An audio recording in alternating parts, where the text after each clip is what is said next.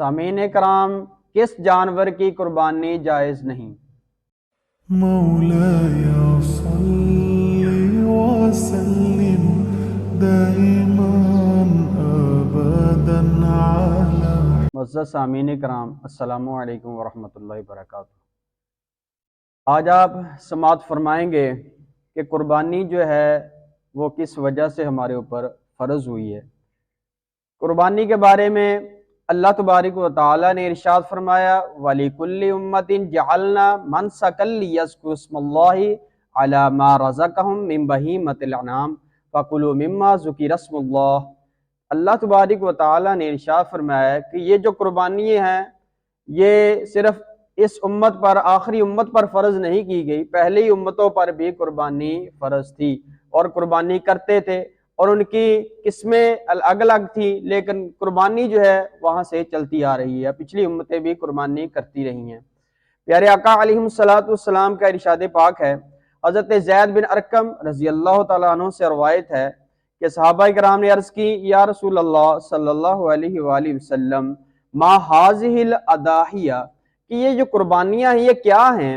پیارے آقا علیہ السلام نے ارشاد فرمایا سنت ابیکم ابراہیم، کہ تمہارے باپ حضرت ابراہیم علی نبینا و علیہ السلام کی سنت مبارکہ ہے۔ صحابہ کرام نے عرض کی یا رسول اللہ صلی اللہ علیہ وسلم کہ اس کے اندر ہمارے لیے کیا ہے؟ قالوا فما لنا فیہا یا رسول اللہ، ہمارے لیے اس میں کیا ثواب ہے؟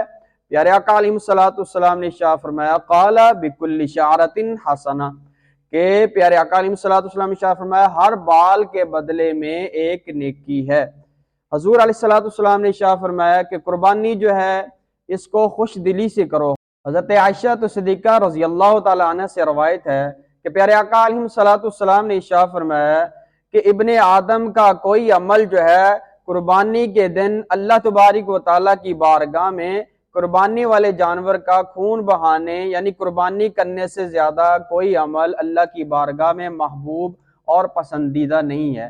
یعنی قربانی والے جانور جو ہے یہ قربان کرنا جو ہے، اس کی قربانی کرنا یہ عید کے دن سب سے بڑا اور اللہ کی بارگاہ میں محبوب ترین عمل ہے۔ تو لہٰذا پیارے آقا علیہ السلام نے ارشاد فرمایا اس کو خوش دلی سے کرو۔ اب اس کے اندر کون سا جانور ہے کہ جس کی قربانی جائز نہیں ہے؟